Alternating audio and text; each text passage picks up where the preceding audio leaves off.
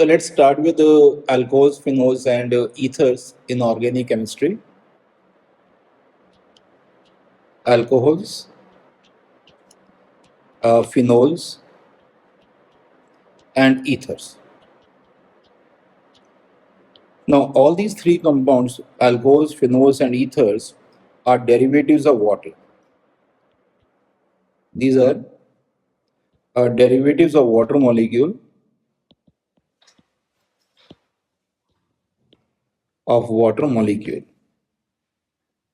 Now, as you know, water is H2O, and if you replace one hydrogen of water by alkyl group, then this is called alcohol. And if you replace one H of water molecule by benzene ring, then this is called phenol. So when you replace one H of water by alkyl group, then it is called alcohol. And if you replace one H of water by phenyl ring, benzene ring, it's called phenol. And if you replace both the hydrogens of water molecule by alkyl group, then it is called ether. And these two alkyl groups, they may be same, they may be different, and you can have a combination of one alkyl and one aryl group. Now we'll discuss first with alcohols. Now alcohols contains OH functional group and bonded to sp3 carbon. This group is also called hydroxy group. Now first is the classification of alcohol. Classification. Now alcohols can be classified on the basis of the number of OH groups. Number of OH groups, mean how many OH groups are directly bonded to the carbon atom, and this is called monohydric alcohol if we have only one OH group present. One OH group present. For example, this is called ethyl alcohol. This is a monohydric alcohol. This is called benzyl alcohol. Benzyl alcohol. This one is the first one is called ethyl alcohol. Then second one is the dihydric alcohol containing two OH groups. There are two OH groups present, but not at the same carbon. And you cannot have more than one OH group at the same carbon because they are all unstable and results in the loss of water molecule. So two OH groups present. Now first example is this CH2OH, CH2OH. Now this is called ethylene glycol, used as an antifreeze in the car radiators. Now second example is this CH3CHOH and the CH2OH. Then the third is called trihydric alcohol containing three OH groups. Trihydric alcohols. There are three OH groups present. Again, not at the same carbon. And the very common example is this is called a glycerin or a glycerol. This is a very common example of a trihydric alcohol called glycerol or glycerin. And if you have more than three OH groups, then the compound is called polyhydric alcohol. So if more than three OH groups present,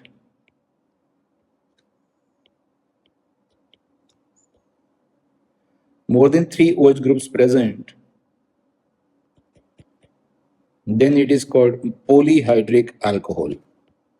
It is called polyhydric alcohol.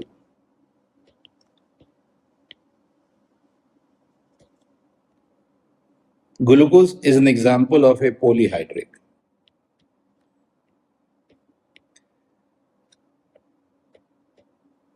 It's a polyhydric aldehyde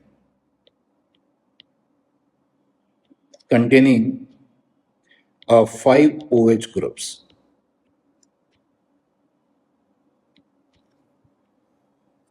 Now, second classification is on the basis of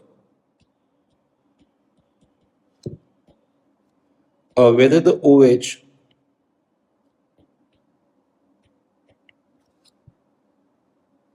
attached to carbon, which is primary, secondary, or tertiary, which is 1 degree, 2 degree, or a 3 degree.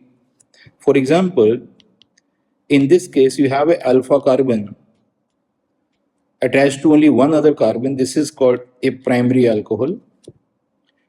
Now, if you have this example, CH3, CH3, CH2OH, this is also called primary alcohol because alpha carbon is attached to one other carbon. This is an example of it, secondary alcohol. OH is, the alpha carbon is attached to two other carbons. This is 2 degree alcohol. This is another example of a 2 degree alcohol. Your alpha carbon is attached to two other carbons, so this is 2 degree. And similarly, if the alpha carbon is attached to three other carbons, then it is called a 3 degree alcohol. So this is 3 degree alcohol. Alpha carbon is attached to three other carbon. Another example is this of 3 degree alcohol.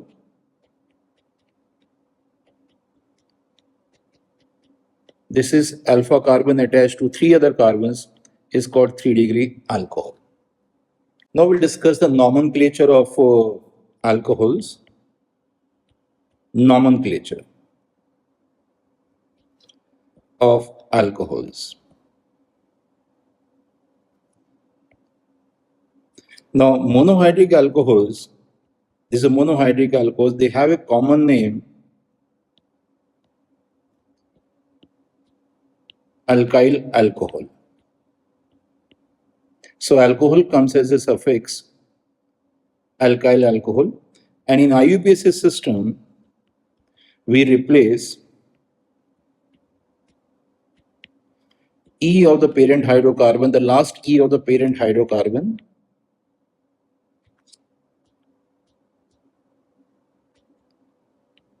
by OL.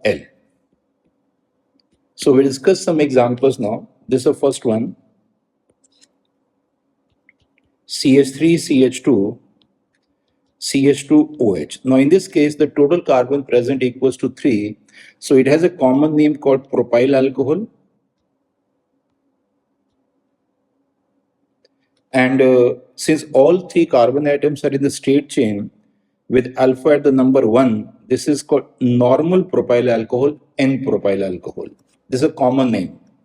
Now second example is CH3, CH2, CH, CH3 and OH. Now there are 4 carbons in total in this alcohol. So this is called butyl alcohol. Alcohol comes as a suffix. Now alpha carbon, since alpha carbon is attached to two other carbon, this is called a secondary butyl alcohol. Now the third example is CH3, CH3, CH2OH. Now again you have 4 carbon atoms present. This is also called butyl alcohol.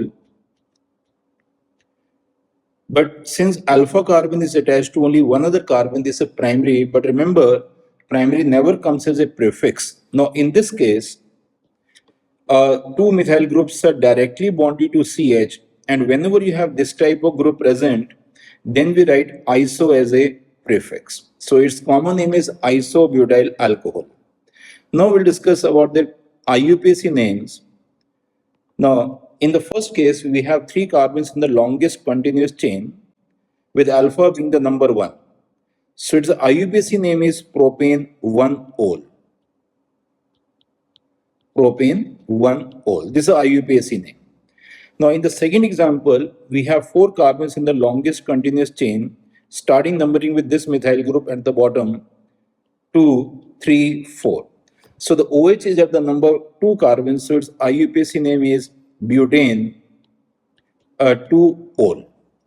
In the third example, we start numbering with the alpha carbon since this alpha carbon is at the end of the chain, and we have 3 carbons in the longest continuous chain, and methyl group at number 2 comes as a prefix. So the IUPAC name is 2-methyl propane and replace E of the propane by 1-ol. Now some more examples. Next example is this. Now this has a common name called tertiary butyl alcohol. Total carbon equals to 4 and the alpha carbon is attached to 3 other carbon. That's why name is tertiary butyl alcohol. Now this is example of 3 degree. Now one more example.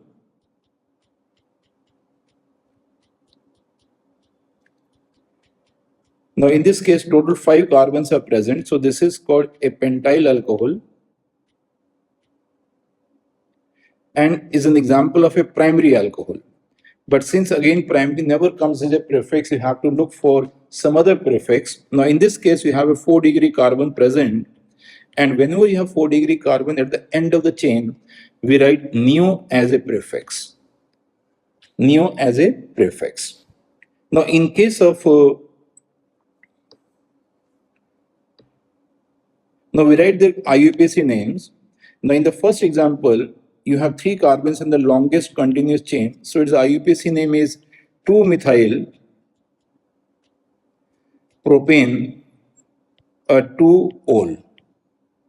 In the next example, we have 3 carbons in the longest continuous chain and the 2 methyl groups at the number 2 carbon, they comes as a prefix. So its IUPAC name is 2,2 dimethyl propane 1-ol. Now some more examples.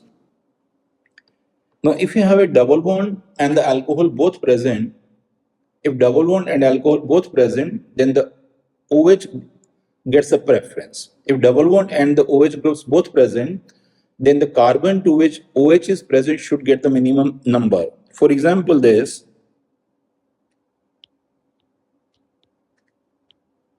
So we start numbering with this carbon. 1, 2, 3, 4. There are 4 carbons in the longest continuous chain. So its IUPAC name is 2-methyl. Then we write but because there are 4 carbons. Double bond at the number 2 position. Then you replace the last E of the ENE by 1-ol. This is the IUPAC name. Now one more example. If we have 2 OH groups present, in this case both the alcohols are primary. When you have 2 or more like groups present, then we retain the last E of the hydrocarbon. We don't have to drop that last E, you retain the last E of the hydrocarbon. So its IUPAC name is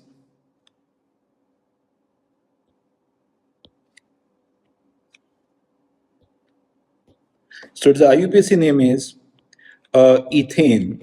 You write the full name ethane, then you write 1,2 diol. So this is about the nomenclature of alcohols. Now we discuss about the preparation of alcohols. Preparation of alcohols. So there are a number of methods to prepare alcohols. And the first method is A. This is from haloalkane.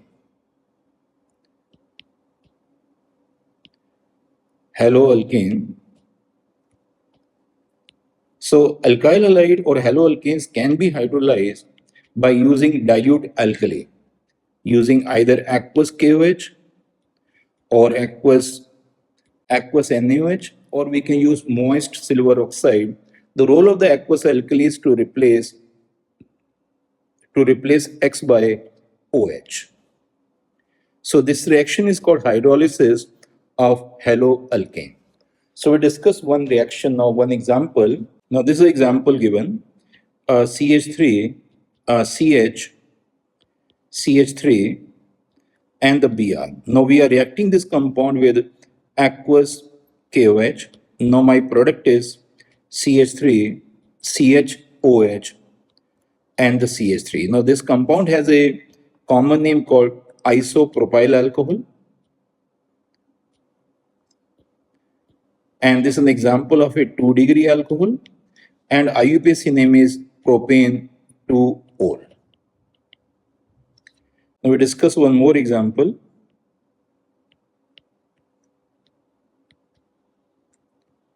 Now in this case, the bromine which is on the side chain can only be replaced by using dilute NaOH.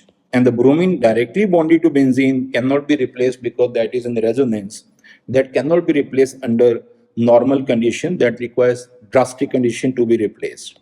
So my answer is this.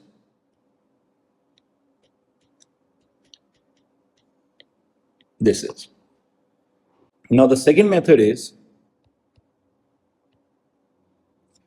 from alkenes using acid catalyzed hydration. Acid catalyzed hydration means addition of water across the double bond in the presence of acid as a catalyst. So we represent the reaction like this, and water means you have a H plus ion and OH minus. So if your alkene is symmetrical, you add H positive to any carbon of the double bond. If your alkene is unsymmetrical, then you follow Markovnikov's rule.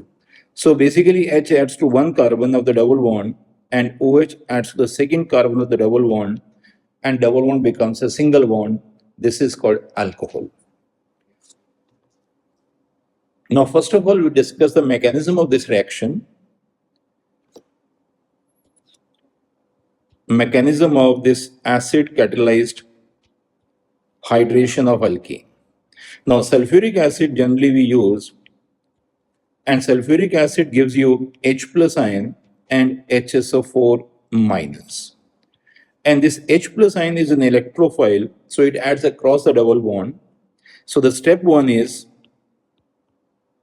the protonation, addition of H plus ion across the double bond, and this is a heterolytic cleavage of the pi bond, and the product obtained is this.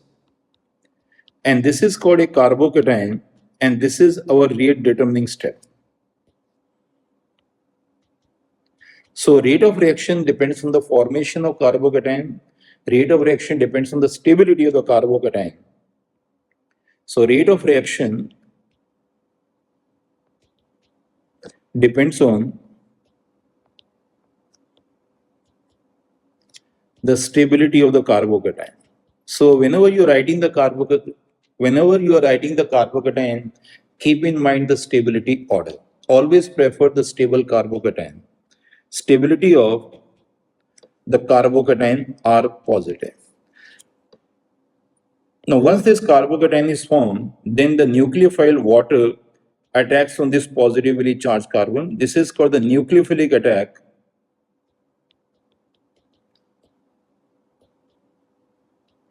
By H2O. So this is second step. And water is a nucleophile. It has a lone pair of electron present, so attacks on this positively charged carbon to give a protonated alcohol. May alcohol with one extra H present. This is called protonated alcohol. Protonated alcohol. Now the third step is the loss of H plus ion. The catalyst has to be recovered at the end of the reaction. So this step is called deprotonation. Deprotonation, the third step. So catalyst has to be recovered at the end of the reaction.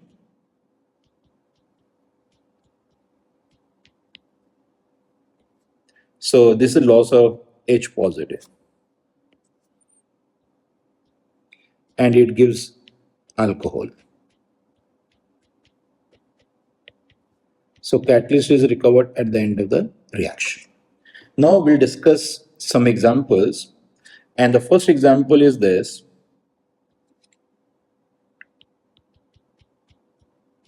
We are reacting the CH3, CH2 and the CH double bond CH2. and we are reacting it with the water in the presence of a sulfuric acid. Now my final answer is this CH3, CH2 and the CHOH and CH3. So the addition of water is taking place according to Markovnikov's rule. So in case of water, we have a H positive and OH negative. So according to Markovnikov rule, H adds to the carbon of the double bond which contains more H and OH adds to this carbon. It gives butane 2O. Now second example is, so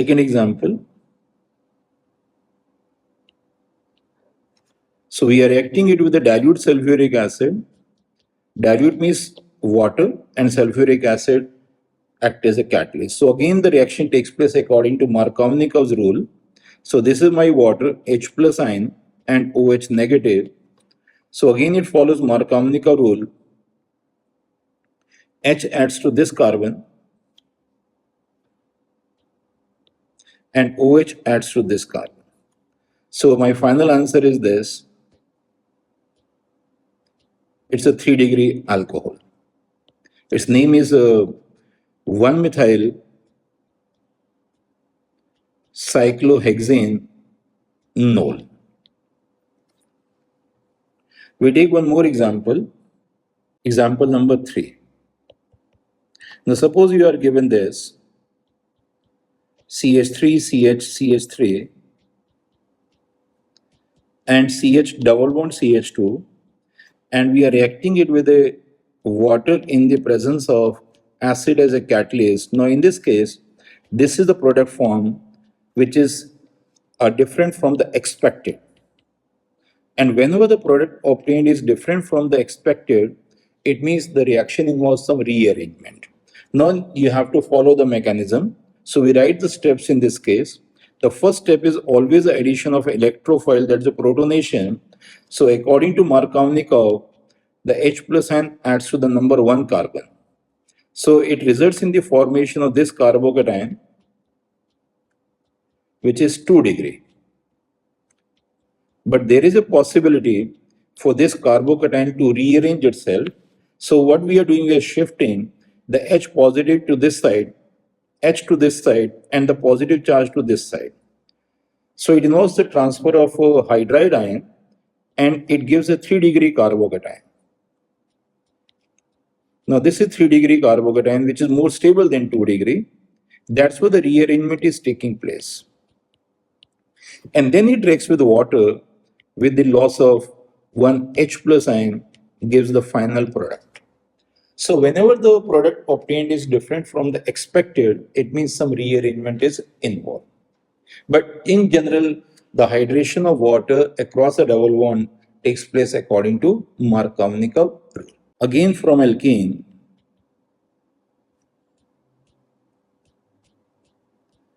using hydroboration, oxidation. So 2 steps are involved. The 2 processes are involved. The first is hydroboration and followed by oxidation. Hydroboration means addition of boron and hydrogen across the double bond of an alkene. Now in hydroboration,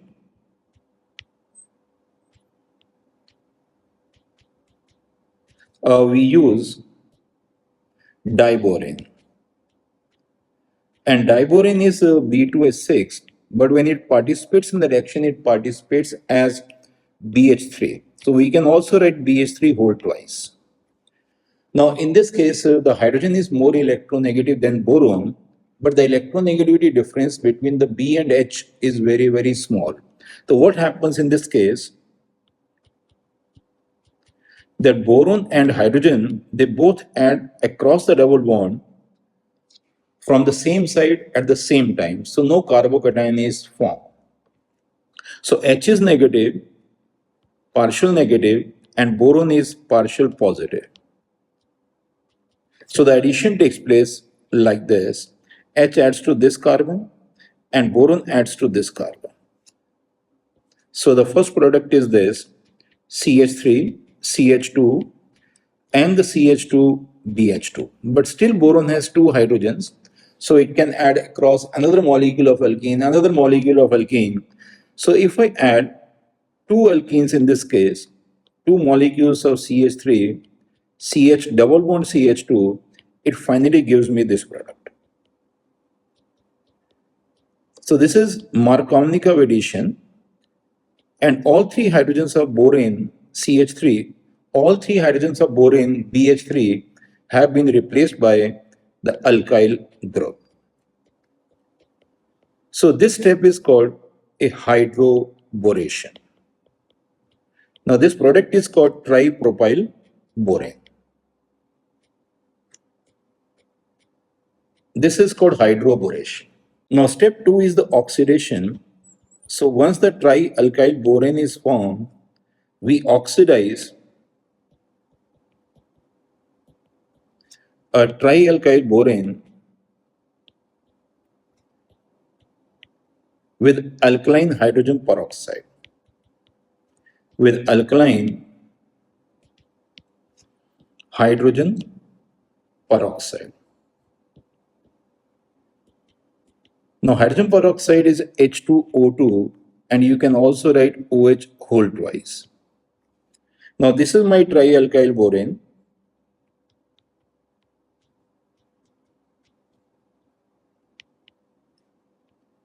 This step is called oxidation.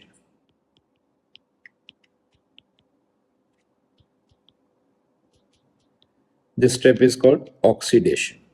So what we are doing, we are oxidizing it with alkaline peroxide, and H2O2 contains two OH groups, so it breaks the double bond, and one OH adds to this side and one OH adds to boron.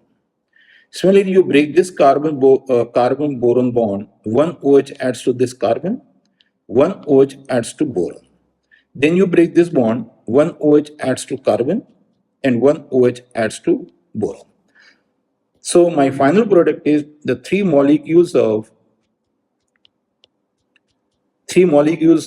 propanol, and my side product is BOH whole thrice, which is called a boric acid. So if you want to write reaction in one step, we write the reaction this way. Now this is my propene starting compound. Since it's organic chemistry, there is no need to balance the equation. So we are reacting it with a B2H6 diboron. It gives me trialkyl boron. So I can write in the condensed form like this. This step is called hydroboration, and followed by oxidation with the alkaline peroxide, it gives me alcohol, propyl alcohol. Now if you look at this alcohol, propanol, it looks like an anti-Markovnikov addition of water across the double bond. But remember, this is Markovnikov addition. This is not anti-Markovnikov. The difference comes because in this reaction, H is present as a negative part, not as a positive, because H positive is very common in all the compounds except in this. So since there is no carbocation involved, no rearrangement. Now the fourth method is, this is called reduction. So there are many compounds which can be reduced to form alcohol. So reduction of a carbonyl group.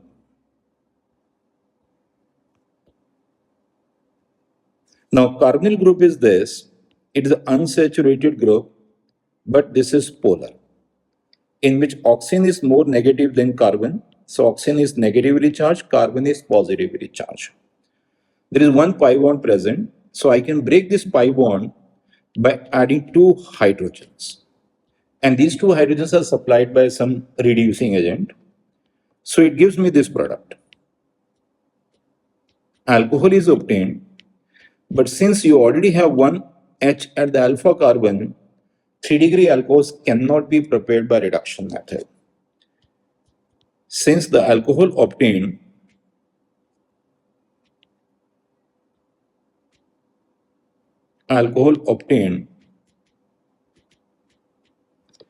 already contains one hydrogen,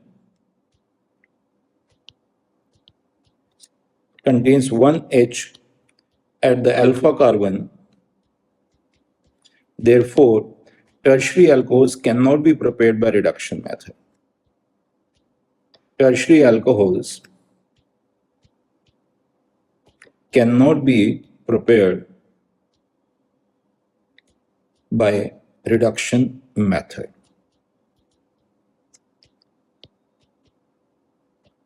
So this is a very important point, that 3-degree alcohols, tertiary alcohols cannot be prepared by this reduction method. Now first is the reduction of aldehyde and ketones. So we have a variety of reducing agents available.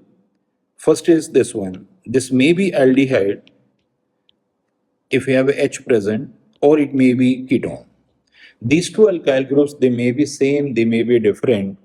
So I can use either NaBH4 sodium borohydride, or I can use lithium aluminium hydride in water in aqueous medium to convert this into alcohol.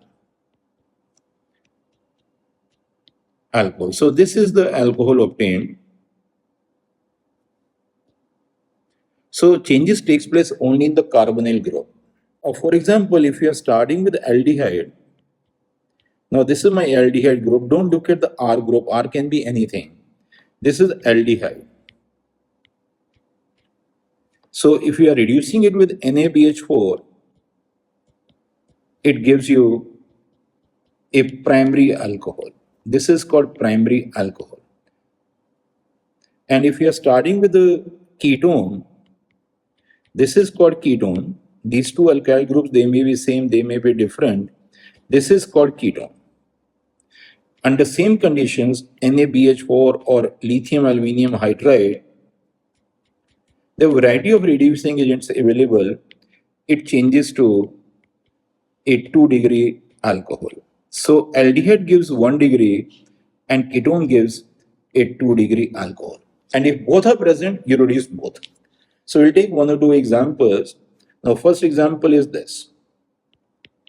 CH3CH, CH3, CHO. So I'm reducing this with the LiAlH4. So my alcohol obtained is 1 degree. Changes takes place only in the aldehyde group. The R group, the alkyl group remains as it is. So this is my alcohol, is a 1 degree alcohol. Now one more example. Now this is a compound containing ketone as well as aldehyde. So they both gets reduced. Ketones to 2 degree and aldehyde to 1 degree if you are using NaBH4 or lithium aluminium hydride. So this is 2 degree alcohol and aldehyde changes to 1 degree alcohol. So this is 1 degree, well this alcohol is 2 degree. Now we can also reduce other functional groups to alcohols, right? For example, this is my carboxylic acid.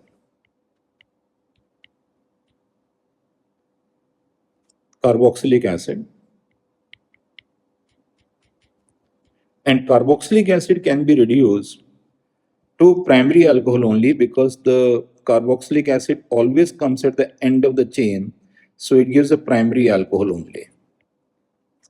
But this acid can be reduced to alcohol using lithium aluminium hydride and not NaBH4. NaBH4 is a mild NaBH4 is a mild reducing agent as compared to lithium aluminium hydride, so it does not reduce the carboxylic acid. Similarly, I can use this. Now this function group is called ester. And again, these two alkyl groups may be same, they may be different. This group is called ester. Now this carbon of ester always comes at the number 1 position. So again, in this case, we can use only lithium aluminium hydride and not NaBH4. So the carbon labeled as star changes to a primary alcohol. And the other alkyl group R dash gives another alcohol which I don't know primary, secondary or tertiary, but this alcohol is always a primary alcohol. So reduction of ester gives two alcohols. They may be same, they may be different. But in case of ester, we can also use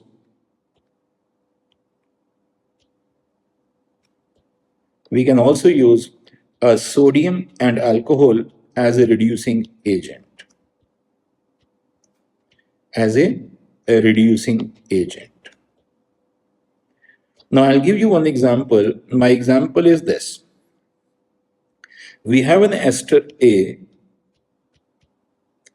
with a molecular formula C4H8O2, and this on reduction with LiAlH4 gives me only ethanol. So what I will do, my question is what is the structure of this ester A? So I will write one of the ethanol in this form, CH3, CH2, and OH. I label this carbon as my star carbon. And I write the second alcohol as C2H5OH. It means this is my R dash, this is my R. So I can write my structure of the ester as CH3, CO, O, C2H5. This is my ester A. To discuss one more question. Now suppose you are given this compound.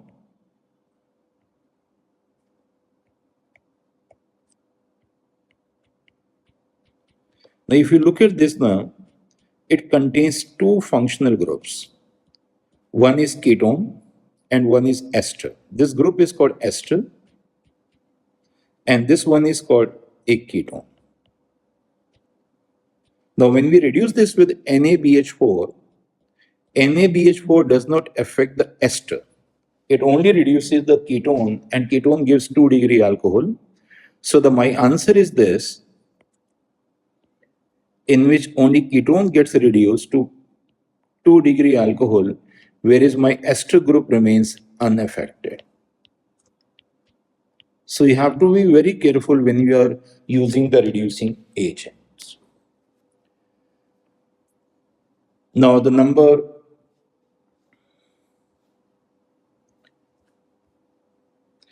fifth method is to prepare alcohol using a versatile Grignard's reagent. Using Grignard's reagent, and as you know, Grignard reagent is a alkyl magnesium halide. R can be benzene also. And in this case, since you have a bond between carbon and magnesium, and out of carbon and magnesium, carbon is more electronegative than metal. So alkyl group is negatively charged, behaves as a nucleophile, and magnesium is positively charged, acts as an electrophile. So this bond is polar in nature. So what is our aim? Our aim is to prepare alcohol. So we react the Grignard's reagent with a unsaturated but polar group. So we are reacting this RMGX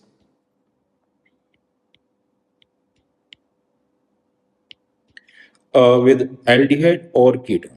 Now this is my aldehyde or ketone.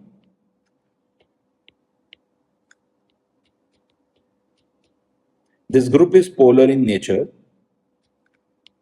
So what happens? This alkyl group being negatively charged attacks at the carbonyl carbon and results in the breaking of this bond in the presence of dry ether as a solvent.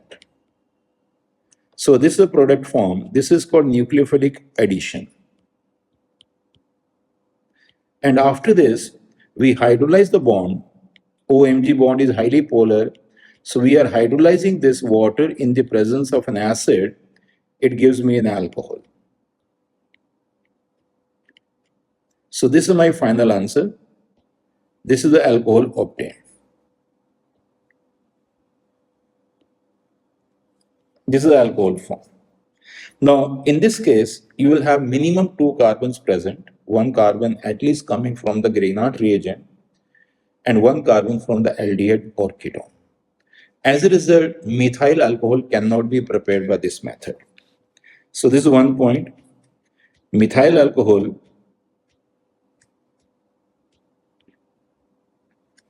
cannot be prepared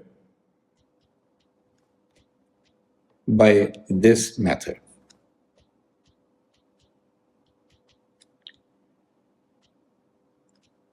Now, if you look at the alcohol, the final alcohol, the carbon has two valences free. So how you are satisfying these two valences of carbon by H, by alkyl group, by 1H, 1 alkyl, that will decide the degree of alcohol. But by using Grignard's reagent, I can prepare all three alcohols, primary, secondary, tertiary, but except methyl alcohol. Now first we are reacting the Grignard's reagent with the aldehyde. Now if you look at the mechanism again, the alkyl group of the Grignard's reagent, whichever alkyl group is given, adds to the aldehyde or ketone carbon. Like this is my aldehyde carbon. So this group adds to carbon and O finally changes to OH. So first is dry ether. Second is a hydrolysis. So my final answer is this. This alcohol is obtained. This is 2-degree alcohol. So point is this, any Grignard reagent, any aldehyde except formaldehyde gives a 2-degree alcohol. This is very, very important point. Gives a 2-degree alcohol. Now we'll take one example. CH3 MgBr is being treated with ethanol. So you identify which is your aldehyde carbon. This is my aldehyde carbon. So my Grignard's reagent alkyl group adds to this carbon and my O changes to finally OH. So my answer is this. It's a propanol 2. It's a 2-degree alcohol. One more example we can take.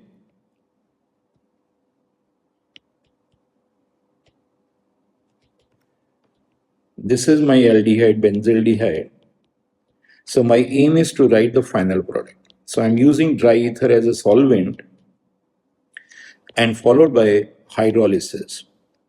So in this case, this alkyl group adds to this carbon and O changes to OH. So my final answer is this. CHOH, and this is a cyclohexyl group. This is 2-degree alcohol. So any RMGX, any aldehyde except formaldehyde always gives a 2-degree alcohol. Now same way you can write the reaction of a Grignard's reagent with ketone. Now this is my Grignard reagent, RMGX, and this is ketone. You can have any combination of alkyl groups, all three identical or three different, two like, one different, any combination you can take. So this R group adds to this carbon and O changes to OH. Dry ether, H plus ion, and it finally gives me this 3-degree alcohol. So we take one or two examples. Now first example is this. CH3 MgBr plus this is called acetone, propanone. So this alkyl group adds to this carbon and O changes to OH. And whenever you write OH, you write OH either above the chain or below the chain, not along with the carbon in the chain. So dry ether and H plus ion. So my answer is this, CH3, COH, CH3. And this is the Grignard reagent alkyl group. This is 3-degree alcohol. One more example.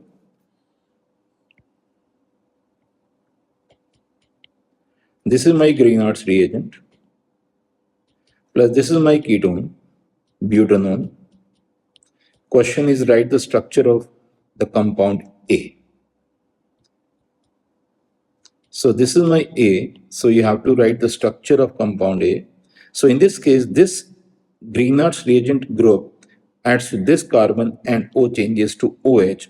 So the structure of compound A is this: CH3, OH, CH2, CH3, and this is the Greenhart's reagent form the alkyl group. This is 3-degree alcohol. And remember, as far as your syllabus is concerned, this is the method to prepare 3-degree alcohol using Greenhart's reagent. So we can generalize that any Greenhardt reagent, any RMGX plus any ketone after hydrolysis gives a 3-degree alcohol. Now next is a reaction of Greenhardt's reagent with a formaldehyde. Now this is formaldehyde, CH2 double bond O. You can also write in this form. So Greenhardt's reagent R group adds to this carbon and O changes to OH. A dry ether, and this is H plus ion, and it gives you this product. And this is called primary alcohol. So if you look at this reaction carefully, the MgX of the Greenhardt's reagent has been replaced by CH2OH. So if I know that my final primary alcohol is this, which is obtained by reacting the Greenhardt reagent with formaldehyde, I can write the structure of the parent Greenhardt's reagent. So any Greenhardt reagent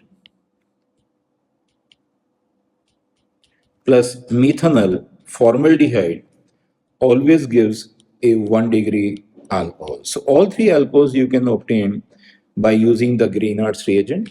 So my questions are now this. This is my Greenhardt reagent. On reaction with methanol followed by hydrolysis gives me isobutyl alcohol. So my question is, what is the structure of the Greenhardt reagent? So first of all, we write the structure of the isobutyl alcohol. This is isobutyl alcohol. And from this, I can identify what is my alkyl group. This is my alkyl group.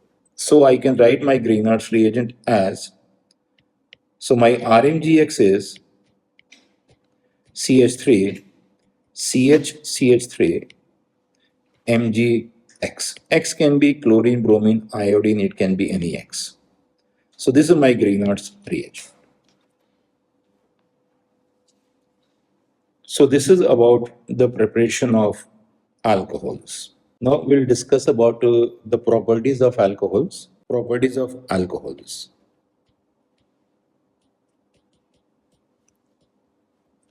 Properties of alcohols, and the first we'll discuss about the boiling point of alcohols. Boiling points of alcohols. Now alcohols, first point, alcohols have a higher boiling point. Alcohols have a higher boiling point. So I can use this abbreviation than haloalkanes or alkanes. And the reason is that alcohols are highly associated via intermolecular hydrogen bonding. Highly associated via intermolecular hydrogen bonding. Intermolecular hydrogen bonding. Like this. So this dotted line represents the H bond. Like this. So alcohols have a higher boiling point than haloalkanes because haloalkanes have dipole-dipole interactions. Alcohols have a H bonding. while hydrocarbons, they have only weak dispersion forces.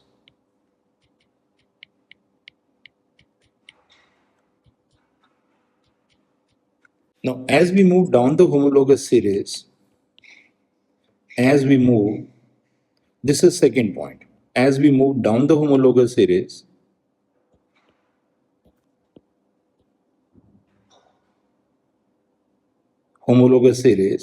as you know, the molecular mass increases,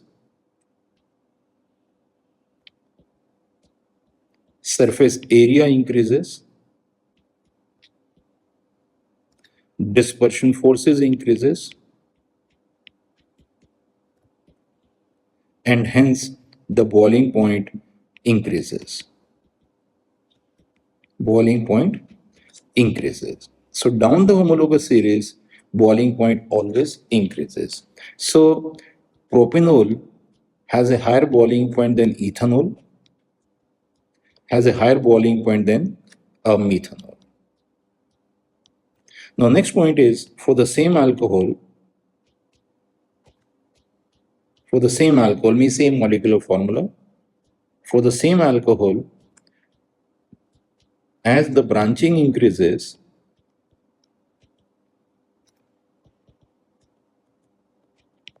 a molecule becomes more compact, it becomes more compact. So therefore, the surface area decreases,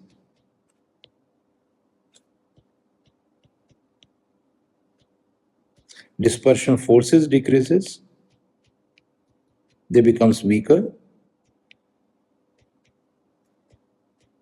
and the boiling point decreases. Hence, the boiling point decreases. So branching results in the decrease in boiling point. Hence, the boiling point decreases.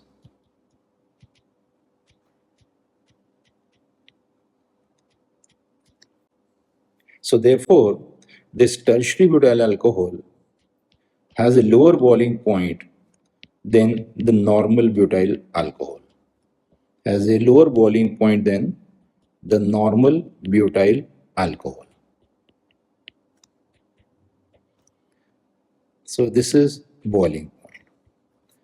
Now the next point is, for the same number of carbons,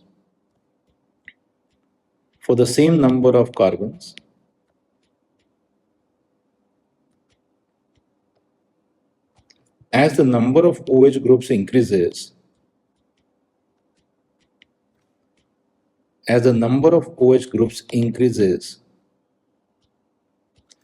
extent of H bonding increases,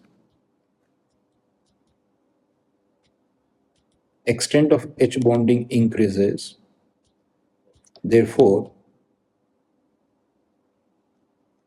the boiling point increases, volatility decreases. So because if the boiling point increases, the molecule becomes less and less volatile.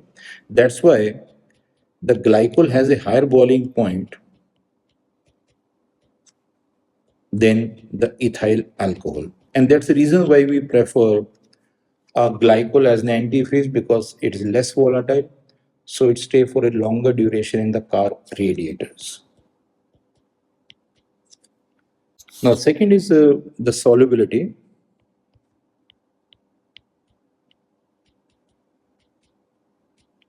First three members of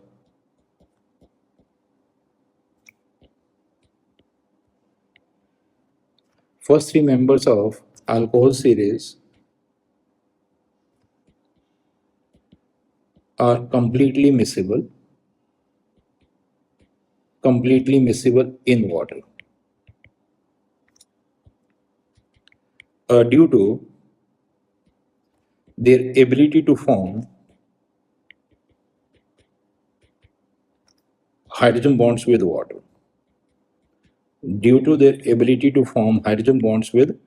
water. For example, this methyl alcohol is completely soluble, miscible in all proportion in water due to its ability to form hydrogen bonds with water. But down the homologous series, solubility decreases.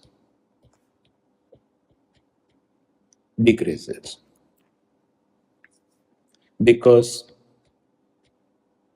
the size of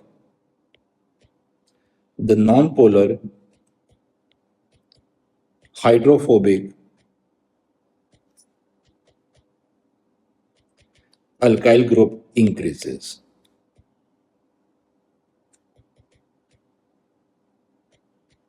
Now next is the effect of branching on the solubility. Now as the branching increases,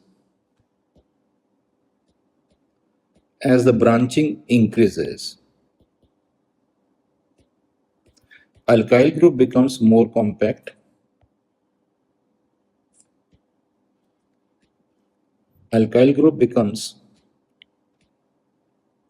More compact.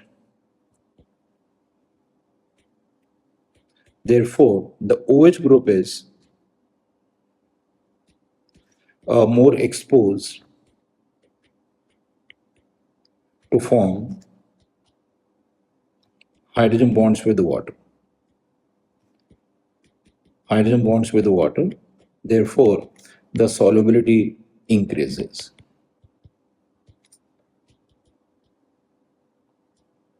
Hence, this tertiary butyl alcohol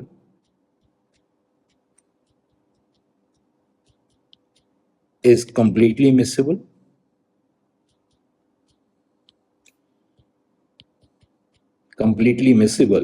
But normal butyl alcohol is immiscible in water.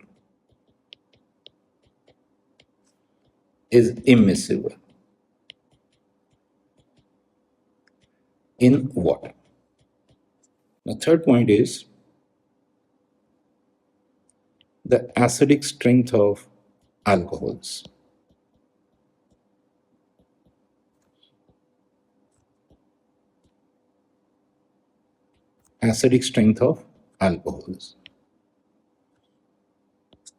Now, alcohols are derivatives of water molecule.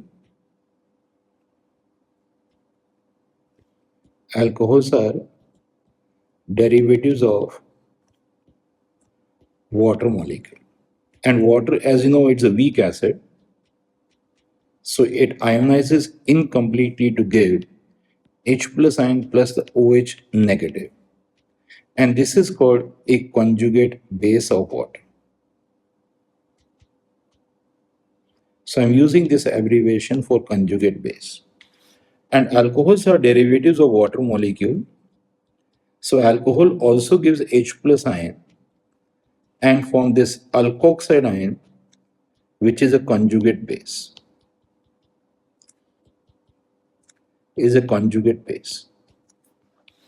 Now, acidic strength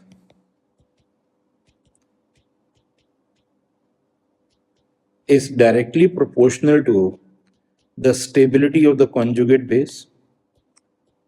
So more the stability of the conjugate base, more the acidic strength of the parent alcohol. It's directly proportional to the Ka value, which is called acid dissociation constant, inversely proportional to the pK value, where pK value is defined as the minus log of Ka. So higher the pK value, weaker the acid. And acidic strength is also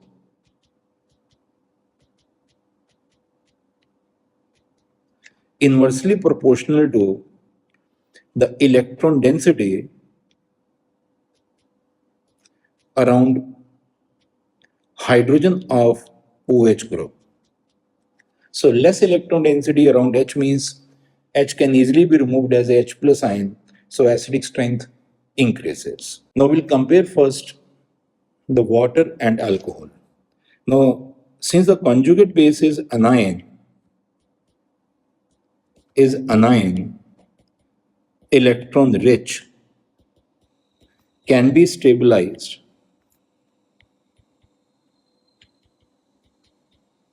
by electron withdrawing groups and destabilized by electron donating groups. destabilized by electron donating groups. An example of electron donating group is alkyl group. So if you compare these conjugate bases, H has no electron withdrawing or donating effect. This is called hydroxide ion. And this is called alkoxide ion, where you have one alkyl group present, and this alkyl group is electron donating. So it destabilizes the negative charge on oxygen. Therefore, Ro negative is less stable conjugate base than OH negative, and hence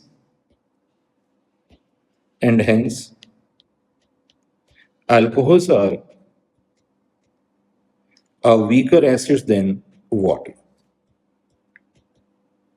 Weaker acids than water, and hence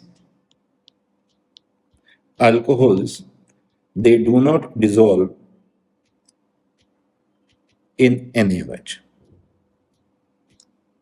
or KOH.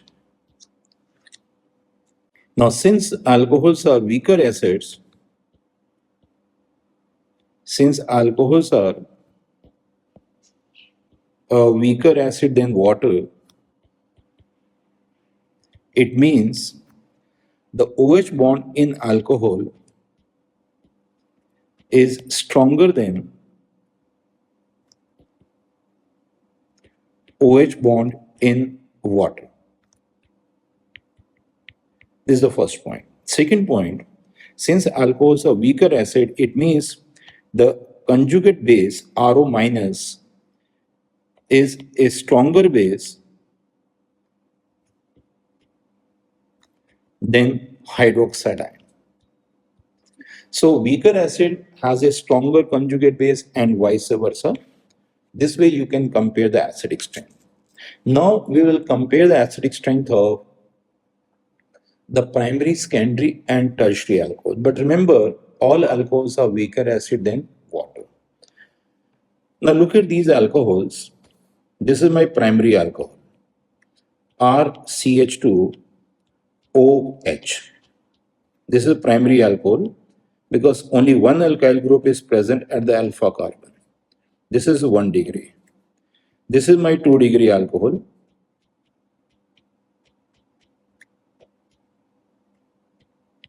And each alkyl group is increasing the electron density around H. This is my 3 degree alcohol.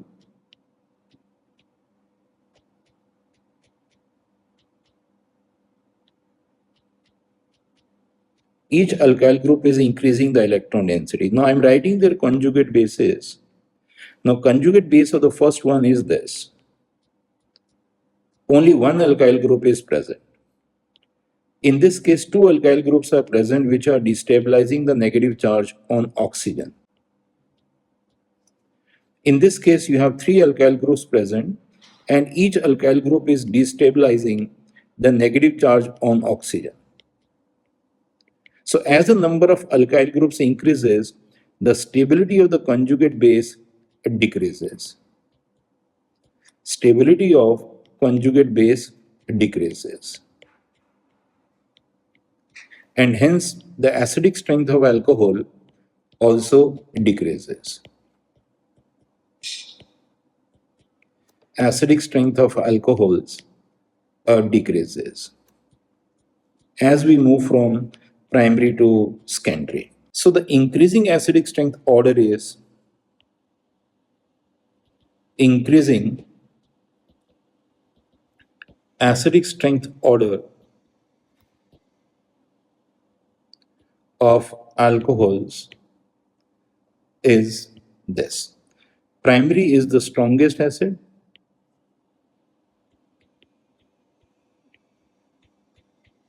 Then comes 2 degree.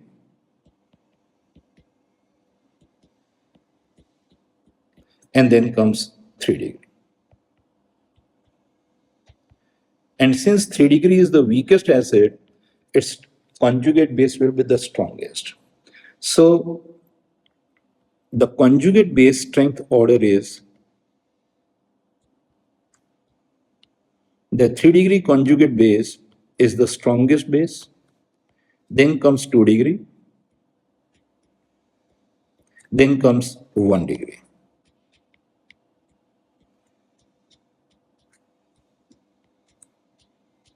And since primary alcohol is the strongest acid, it has the weakest OH bond. So I can also write the increasing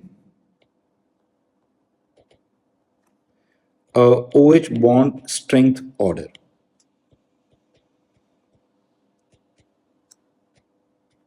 Now 3-degree alcohol is the weakest acid. It means the 3-degree alcohol has the strongest OH bond. So I can write this way, highlighting the OH bond. Then comes 2 degree, and then comes primary. Primary alcohol has the weakest OH bond order. So all these points are very, very important. This increasing acidic strength of alcohols, increasing conjugate base strength, increasing OH bond strength. Now we'll start with the reactions of alcohols. Reactions of alcohols. And the first category of reaction is the reactions involving a cleavage of OH bond. Now, since we are breaking the OH bond and primary alcohol is the weakest OH bond, so the reactivity order in this type of reaction will be this. Primary alcohol, the most reactive, 2-degree alcohol, and 3-degree alcohol, the least reactive, because they have the strongest OH bond. Now, the first reaction is reaction with reactive metals. With reactive metals like sodium, potassium, magnesium, aluminium, alcohols liberates H2 gas. They liberate hydrogen gas. For example, this is alcohol on reaction with sodium gives RO minus Na plus and the liberation of hydrogen gas. Now this is a salt and this is called sodium alkoxide. Sodium alkoxide. Now example is this, CH3, CH2OH with sodium, it gives sodium ethoxide. Right? And another example is CH3CHOH. This is isopropyl alcohol on reaction with the magnesium. Since magnesium has a valency of 2, one magnesium will neutralize 2 monohydric alcohols. So the product obtained is this.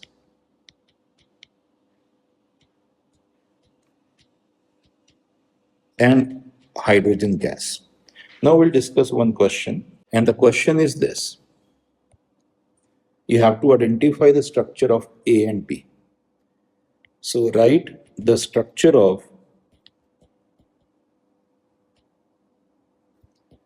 A and B. So we are reacting this CH3 MgBr with CH3CHOH, CH3CHO. It's a dry ether followed by H plus ion, it gives A, which on reaction with aluminium metal, the reactive metal gives compound B. Now the first answer is A. We are reacting the Grignard reagent with an aldehyde, it gives a 2-degree alcohol, and the 2-degree alcohol obtained is the isopropyl alcohol. Then we are reacting it with aluminium, but aluminium valence is 3. My alcohol is monohydric, so one aluminium will neutralize 3 molecules of monohydric alcohol to form this as B. So you should know how to write your answer. My question was write the structure of A and B. So this is my structure of A and this is the structure of B. Now, next reaction, number 2, is the reaction with acetic anhydride or with the acetyl chloride. We call this reaction as acetylation. So you should know what is acetylation. This is very, very important. Acetylation means the replacement of hydrogen, active hydrogen, by COCH3 group, specifically COCH3 group, using either this CH3COCl or using acetic anhydride, this one. So when alcohols have been treated with acetyl chloride, we replace the H of alcohol by this group, RO, CO, and the CH3. This is the product form. And this group is called ester. This ester of an acetic acid has a name called, this is alkyl group, alkyl ethanoate. So I'll take one example. Now suppose you are given this ethyl alcohol is being treated with acetyl chloride. Now question is, what is the structure and the IUPAC name of A? So structure of compound A is this, CH3CH2O. We are replacing the H of alcohol by COCH3 group, and its IUPAC name is, this is my ethyl group. So I write first this ethyl and then we write ethanoate. This is the IUPAC name. Now, second category of reaction, is the reactions involving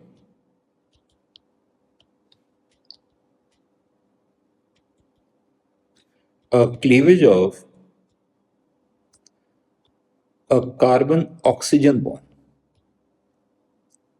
Now, in these reactions, the reactivity order is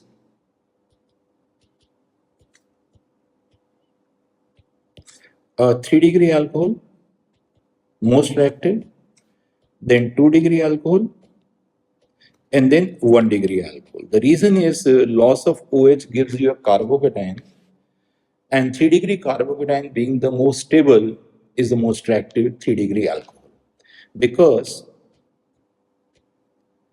the stability of the carbocation follows the same order.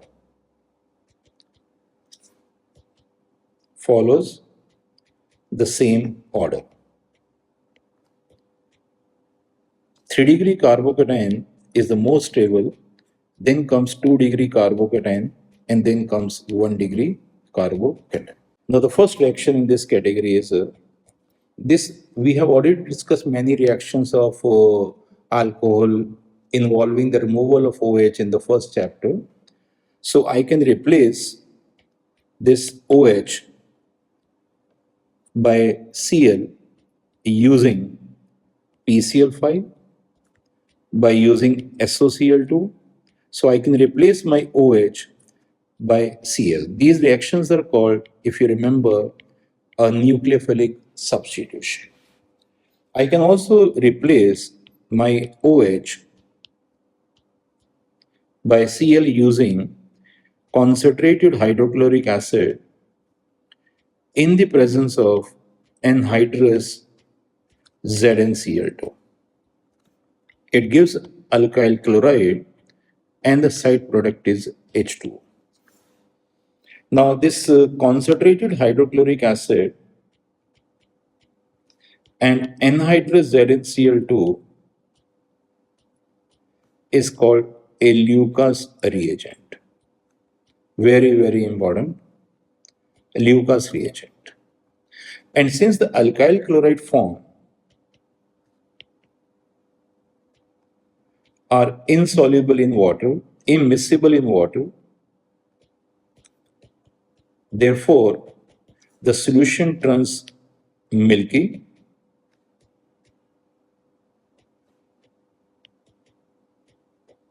or the cloudiness appears,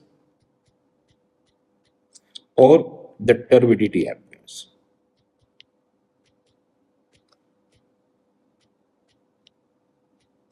Now, since three alcohols have different reactivity, the difference in the rate of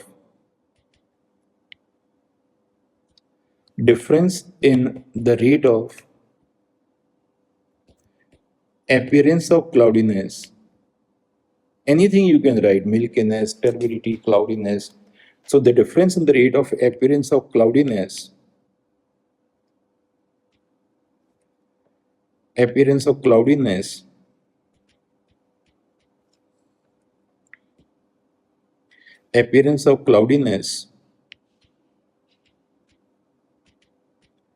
can be used as a test to distinguish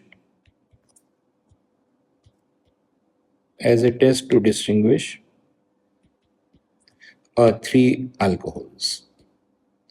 Three alcohols means 1 degree, 2 degree, and 3 degree alcohols.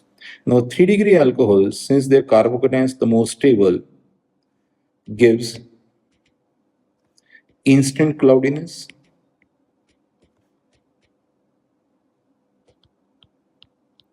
2 degree alcohol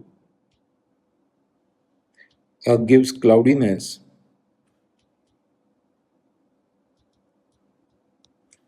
after 5 to 10 minutes, and 1 degree alcohol gives no cloudiness. So whenever you have a difference in the degree of alcohol, you always prefer Lucas reagent to distinguish the alcohols. So now we take one or two examples. First is distinguish between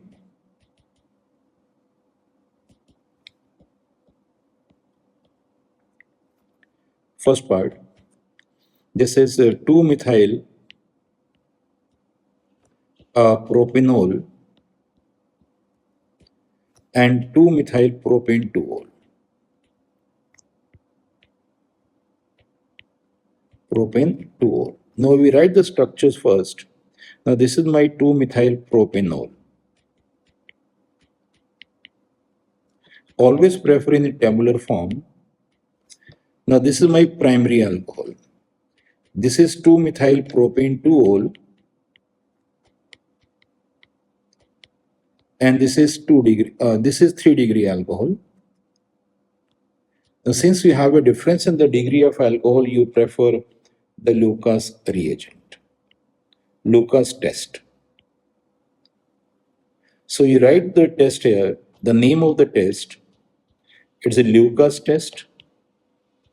You write the reagent used, concentrated hydrochloric acid, anhydrous ZnCl2.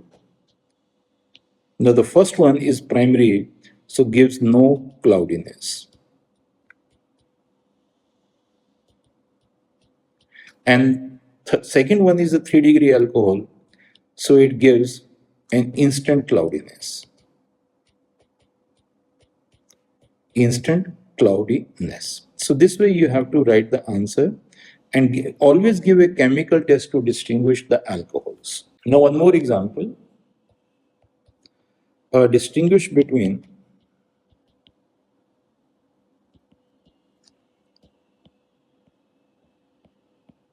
one phenyl ethanol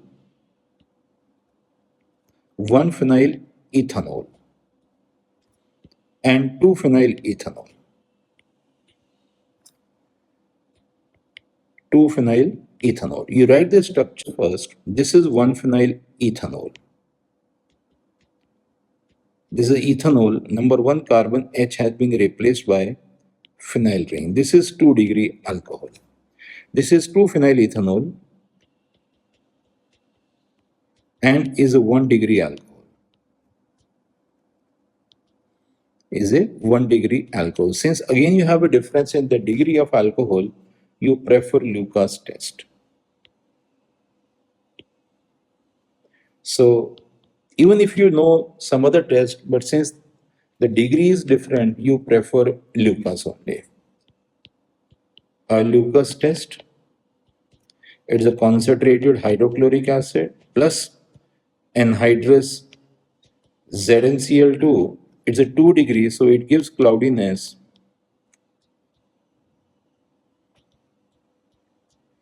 after 5 to 10 minutes. It does not give cloudiness.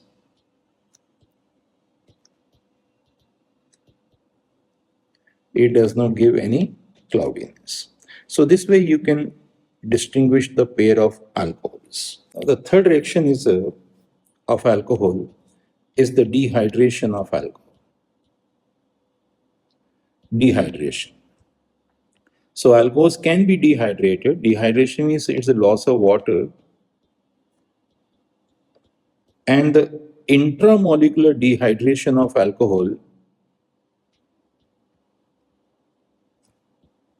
intramolecular dehydration of alcohol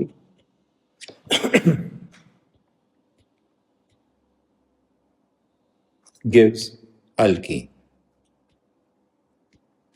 It's a loss of water from the same molecule like this.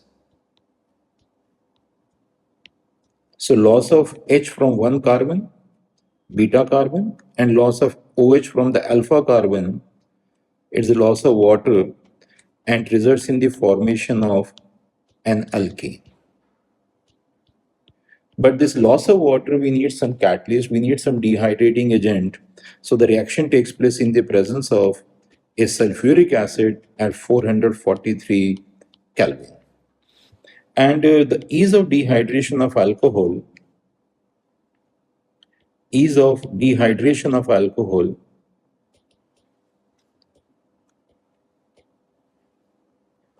increases in the order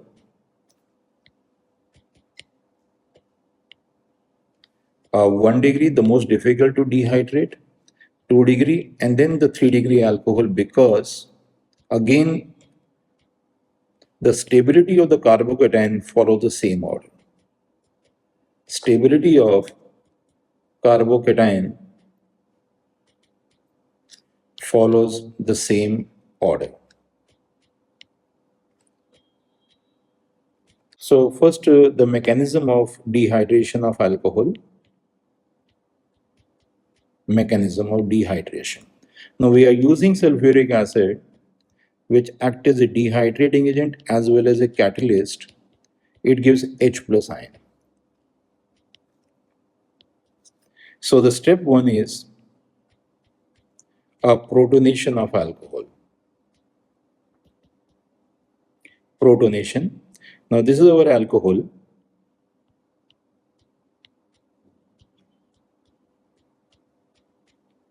So this oxygen acts as a Lewis base. It donates a lone pair to H positive, and it gives you a protonated alcohol. Now once this O acquires a positive charge, the strength of the carbon-oxygen bond decreases, and step 2 results in the loss of water. This is the rate determining step. This is called dehydration and results in the formation of a carbocation.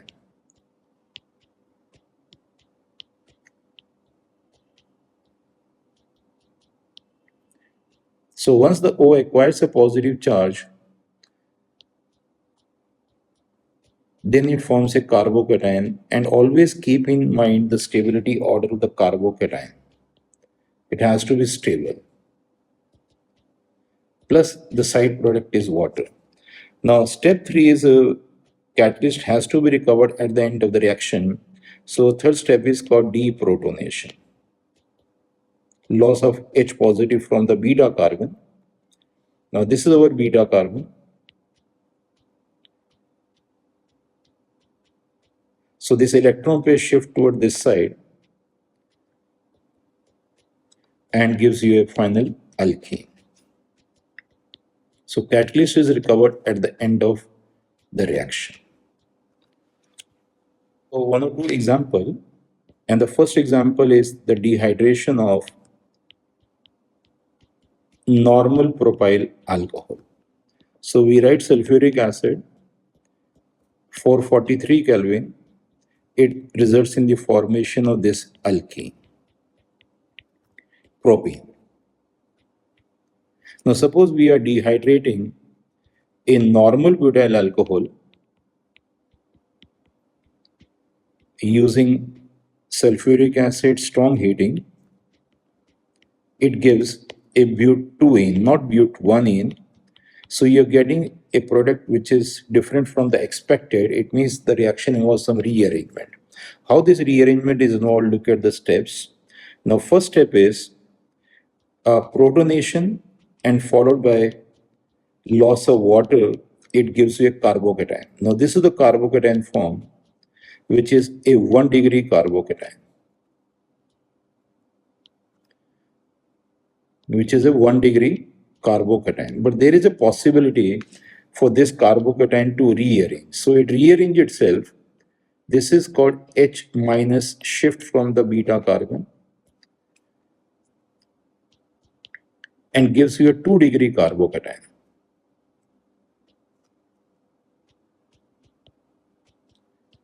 And then finally the loss of H plus ion results in the formation of but2ene.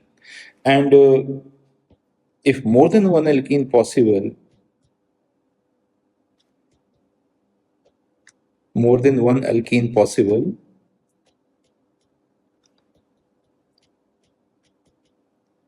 then you have to follow Sadzev rule.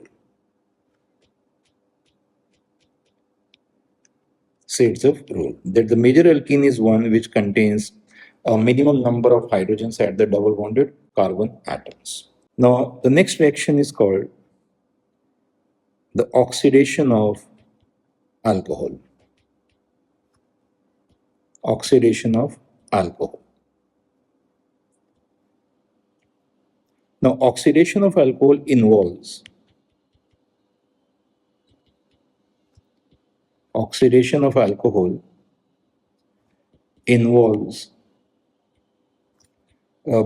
of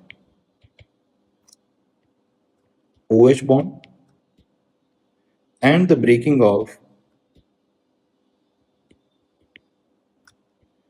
alpha carbon H bond, like this.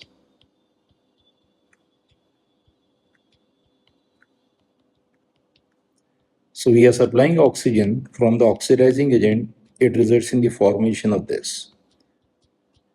Now, since 3 degree alcohols do not have alpha H present, 3 degree alcohols are the most resistant to oxidation.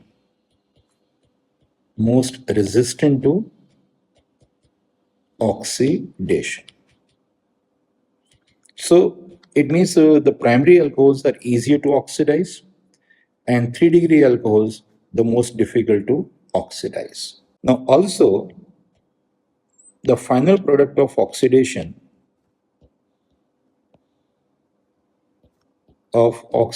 depends on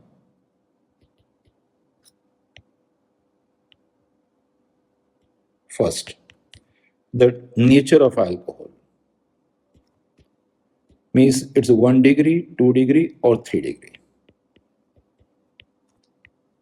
3 degree alcohols are most difficult to oxidize. Second, the oxidizing agent used is mild or strong.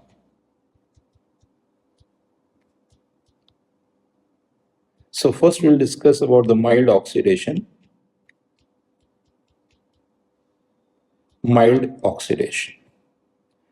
So mild oxidizing agents are one is PCC, which stands for pyridinium chlorochromate. In this case, the chromic acid and hydrochloric acid and the pyridine. All these three are present in a ratio of 1:1:1. Or we can use chromic acid with 2-degree alcohols. Now, primary alcohols on mild oxidation, this is primary alcohol. It can be any primary alcohol. On mild oxidation with PCC results in the formation of an aldehyde. Aldehyde. Side product is water. And 2-degree alcohol on mild oxidation, these two alkyl groups may be same, they may be different. Under similar conditions, PCC, or I can also use with 2-degree alcohol CrO3 gives a ketone.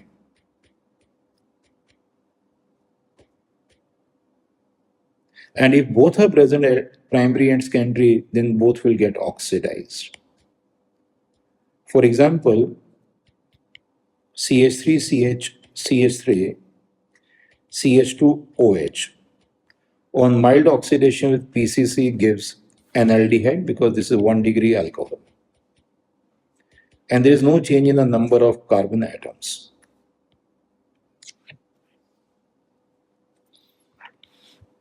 Now one more example. Now suppose we are given this, which contains 2-degree as well as a 1-degree alcohol. So they both gets oxidized with PCC and gives 2-degree gives ketone and 1-degree gives aldehyde. 3-degree, no reaction. This PCC does not affect the double bond. It does not affect the carbon-carbon double bond. Suppose if I am oxidizing this alcohol,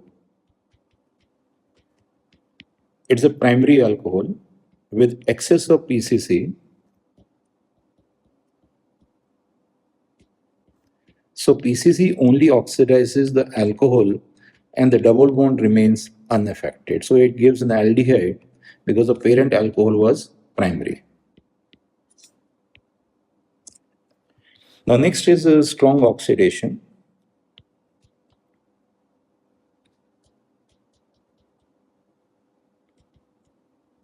And we can perform strong oxidation using hot alkaline KMnO4,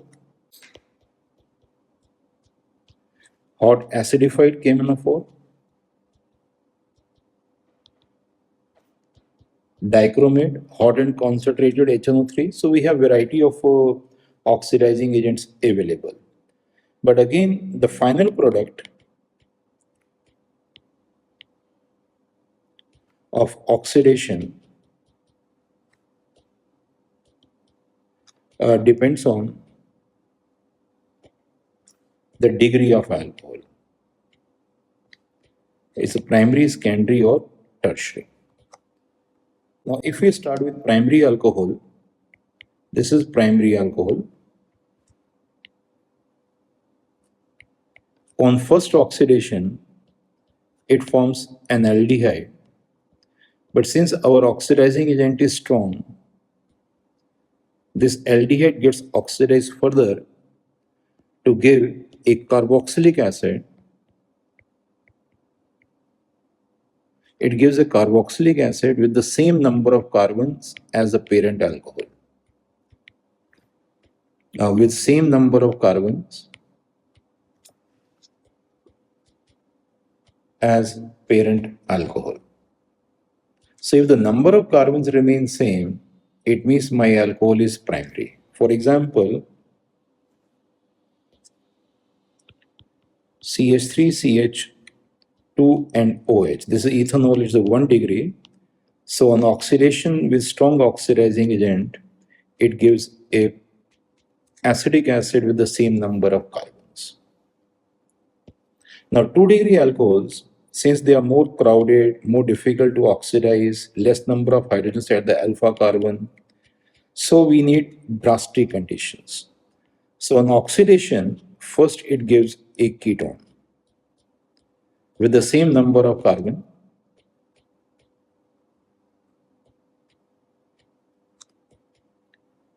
But further oxidation need a strong drastic condition which results in the breaking of this carbon sigma. As a result, the final product contains less number of hydrogens. Suppose we label these two bonds as A and B. So two products are formed in this case. One is this and the second is this. It gives a variety of products. Now this is formed when we are breaking the bond B. And this is formed when we are breaking the bond A.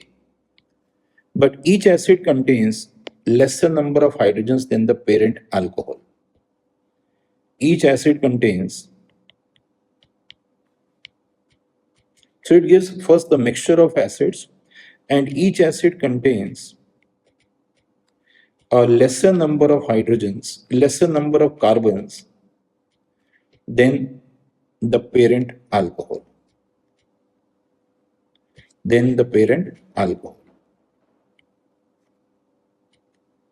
So this way we can identify whether my alcohol is primary, secondary or tertiary. Tertiary does not react. For example, if you are given this alcohol, this is 2-degree alcohol,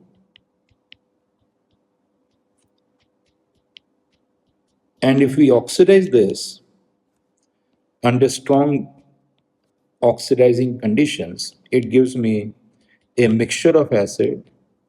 One is ethanoic acid and the one is propanoic acid, but each acid contains a lesser number of carbons than the parent 2-degree alcohol. 3-degree does not react. So if we use 3-degree alcohol and we are adding alkaline KMnO4, now KMnO4 is purple in color, so the color remains same. Color of KMnO4 remains same. So 3-degree alcohol does not decolorize the KMnO4, but primary alcohol on reaction with the alkaline KMnO4 decolorizes the KMnO4 very readily. Decolorizes KMnO4 readily. So this way we can distinguish also the degree of, we can also distinguish between the alcohols. Now next reaction is, this is called reaction with the copper metal.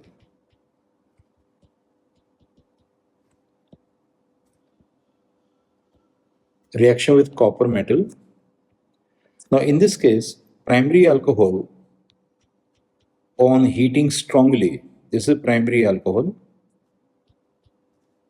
on heating on copper surface at 300 degrees Celsius results in the loss of hydrogen to form aldehyde. So this reaction is called dehydrogenation. This is not oxidation because we have not used any oxidizing agent. We are not supplying any oxygen. So this reaction is called dehydrogenation. Dehydrogenation is the loss of hydrogen. Similarly, the 2-degree alcohol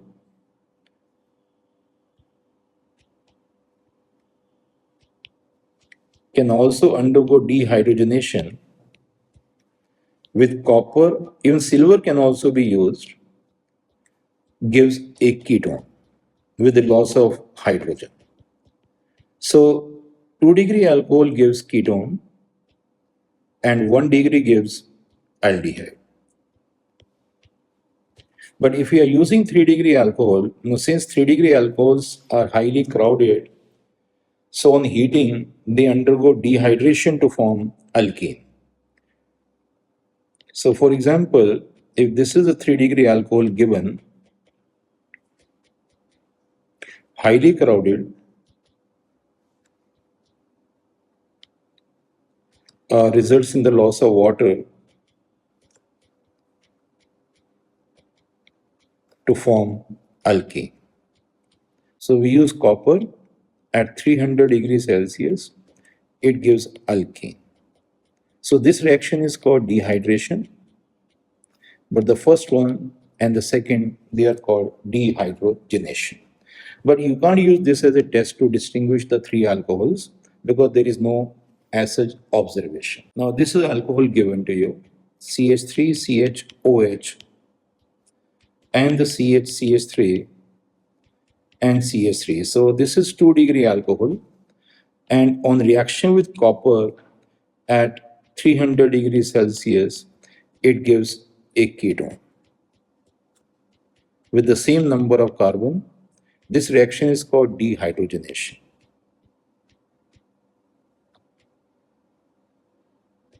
But when you're reacting the same 2-degree alcohol with chromic acid, we are supplying oxygen, it gives the same product, ketone, but now the side product is water and not hydrogen. This reaction is called oxidation because we have used oxidizing agent. So this is all about alcohols.